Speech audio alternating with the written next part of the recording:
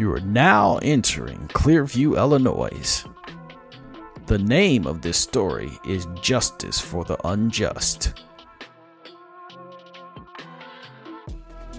Two people emerged from a club. The electronic sounds rolled over their bodies, then faded away when the doors shut. They wandered away from the eyes of civilization into a shady spot on the outskirts of the parking lot.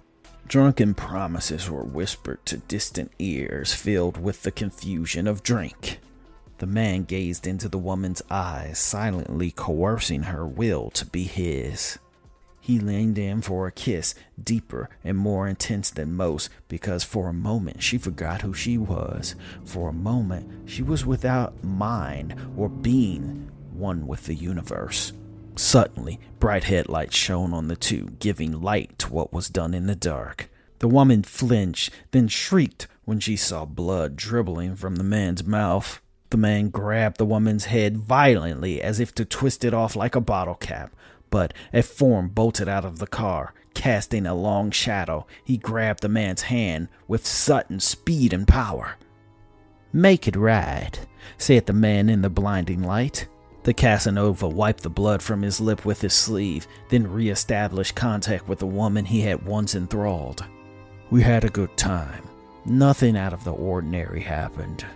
The woman's will was supplanted by his, and her mood instantly changed to placid and content as a koi fish.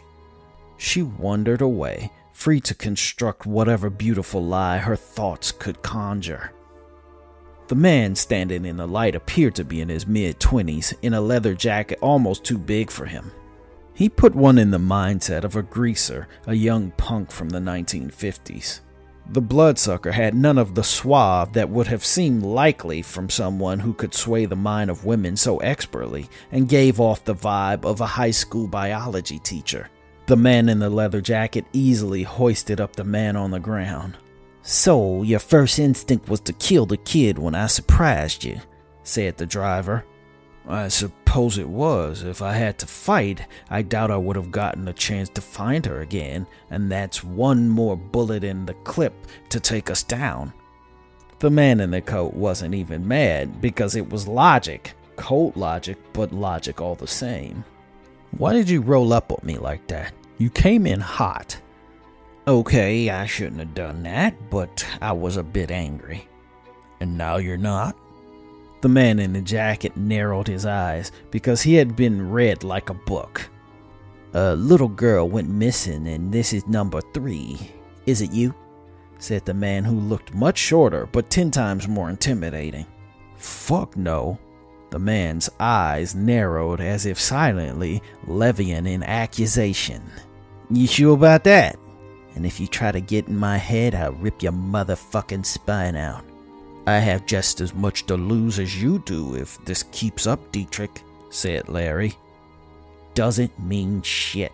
Quite a lot of us can't help it, and you may be just that sort of an asshole. Look, the casino is bringing in a lot of new people to feed off of. The new nightlife is a buffet, really. If I were going to go nuts, I wouldn't ghost local children. If I were going to do it, I'd snatch out-of-towners and you'd never have even heard about it." Dietrich felt a little better about Larry. At least he wasn't lying and trying to say that he'd never kill. The admission that he'd kill better made him trust him more. Even still, Dietrich didn't want to let him think he believed him, on the off chance he got one over on him. That way, if he was the killer, he'd do it better. "Yeah, the casino brings in people, but it also expands the city, and before you know it, we're dealing with big city problems, having to have councils and law." Larry was shaking his head as if he understood it all too well, which prompted Dietrich to change the subject.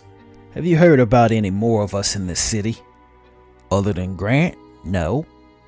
"Have you talked to him lately?" "Nah, I try not to. You know how he is."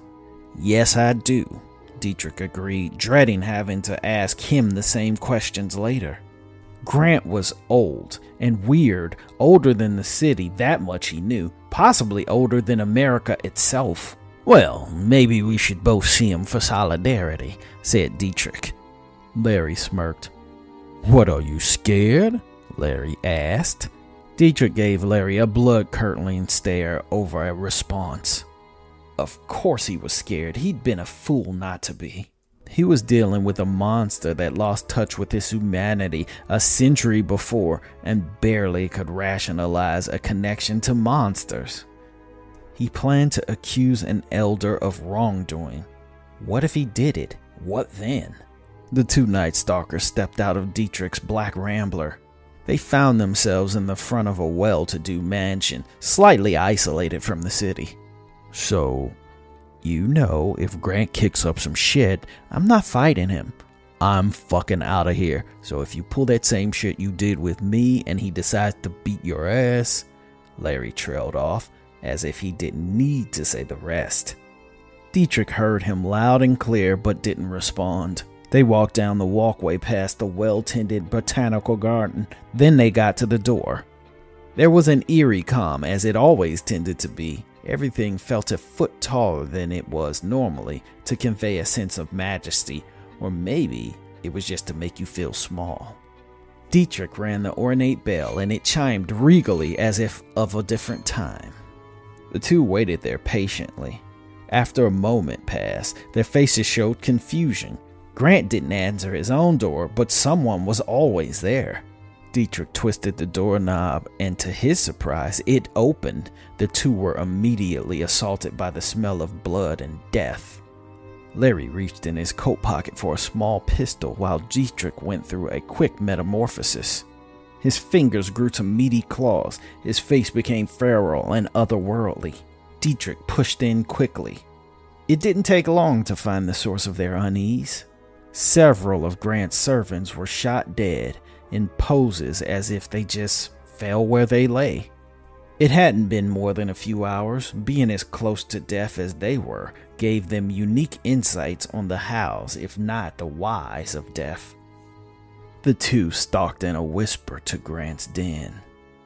There were trophies and mementos under glass to commemorate several lives lived. Grant was seated in his black recliner, a corpse that appeared to be withered to the point of dusty skeletal remains.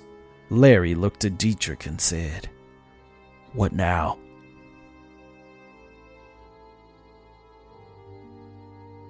You're now exiting Clearview, Illinois city limits. Hope you enjoyed the trip.